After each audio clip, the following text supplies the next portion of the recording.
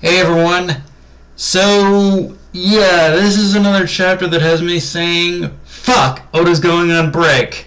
And you can't dog me for that, YouTube, it's 7 seconds. But yeah, obviously the big thing to talk about with this chapter is that Shanks absolutely decimates the kid pirates, and that Shanks himself has future sight observation hockey. Like, Shanks was on some serious demon energy in this chapter, and the funny thing is, I'm honestly not more shocked about this reveal than other reviewers, because throughout the series, even though we never actually got to see Shanks fight or even see an open display of his power or strength, there was always this lingering sense that he knew much more than what he let on. Like, he seemed to know, he seemed to have much more of an observation of events,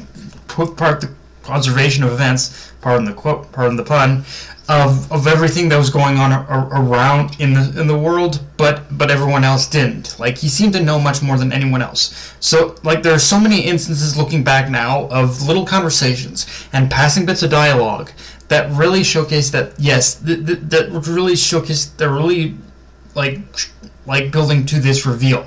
But the nail in the coffin that cemented this reveal to me was when Shanks was all the way back, like at least a couple 50, 100 chapters back, when Shanks met with the Elder Stars. He saw something with his future sight, which in itself begs the question: just how far can Shanks see into the future? Because the fight with Kid kind of more or less just shows him seeing even further into the future than Katakuri.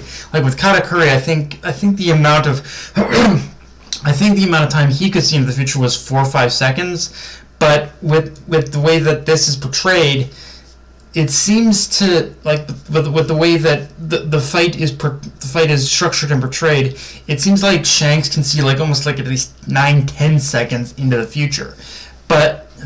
And going back to the whole meeting with the government thing, the meeting with the government, at least to me, indicates he can possibly see further into the future than just even 10 seconds. Like, and I don't know if it's something he can willingly do, or if seeing further into seeing even further than 10 seconds in the future is only under certain circumstances. But just something about just the fact that he was so like fear-stricken and serious when he met with the government back then, it shows he saw something that truly scared him, and it's something that is going to shift the balance of power in the world. And I'd wager at least part of this future that he saw with his observation hockey, his future sight, it did revolve around how Egghead will end. And given the flashback we see at the beginning of this chapter, it's not going to end well. But even beyond Egghead, though, whether through future sight or just him doing some immense digging into Teach's background, this pretty much all but confirms that Shanks knows Blackbeard's origins, whether he's a descendant of rocks or reincarnation of rocks. There's some kind of connection to rocks. Blackbeard, this all confirms, yes, there's some kind of connection to rocks Blackbeard has, and based on what we've seen so far, there's something about that connection that truly puts the fear of God into Shanks. Something about Blackbeard right now something about Blackbeard truly terrifies Shanks, and obviously we know that Rox himself was a very terrible, a very terrifying figure, but just the fact that Shanks is afraid of Blackbeard, someone who could possibly have this connection to Rox, it shows that Blackbeard is someone we should be fearing. Like, I know, like, Blackbeard has kind of been in the background, so there's not really been a lot of reasons for us to really care about him, I guess. Like, for us to care about him or what he does, but this is setting up that there are reasons we need to fear Blackbeard. And it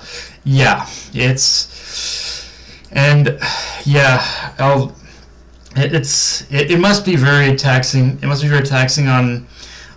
very taxing on Shanks, like, in order to carry the weight of knowing the future. Like, that's got to be the big thing. Like, just the fact that Shanks probably knows, like, more about the future than anyone, it legitimately scares him, I bet. Reversing course and getting back to the fight itself, though, again, Shanks really went demon mode on Kid, and the thing is, for some, this might seem a little jarring for people in the sense where he didn't need to go that hard on Kid and his crew, but I want to draw attention to the subordinate crews that work under Shanks, because as we see, they are very eclectic and, let's be honest, a bit of a geriatric munch, and definitely not what you'd expect from an emperor. But the thing is, when you get down to it, for however strong Shanks himself is, as well as his crew, Shanks is still very much like Luffy in the sense where he doesn't care how strong you are. As long as you have that sense for adventure, you're welcome to join him. And equally so, Shanks' brutality against Kid, it does kind of reflect back to one of Shanks' very first major lines in the series, which is, pour booze on me, throw food on me, and I'll just laugh it off. But good reason or not, nobody hurts a friend of mine. That, more than anything, is Shanks' emotional trigger. So just seeing that small glimpse of the future of Kid's crew attacking the ships of those comrades was enough to set him off. Whether it was actually going to happen or not, it doesn't matter. Shanks was not willing to give Kid that opportunity. So he chose to crush Kid before he could act. And yeah, honestly, I think it might be Kid's final moments in the series. There's a small window of possibility of him coming back. I'm not going to discount that, but yeah, between Shanks going demon mode on the crew and Dory and Broggy absolutely decimating the Kid pirate ship, I really don't have much hope. And honestly, this hasn't made me rethink the whole Davy back fight idea all that much. But this has given me perspective on how Luffy's reunion with Shanks isn't gonna probably go the way we think it will. Either because there's a either way, because there's a passionate conversation Shanks has with Hongo about Blackbeard, and while the jury's still out on Law, I feel this is a similar situation to Kid, meaning Oda's leaving Luffy as the only survivor of their alliance. Meaning, I think once Luffy meet Shanks,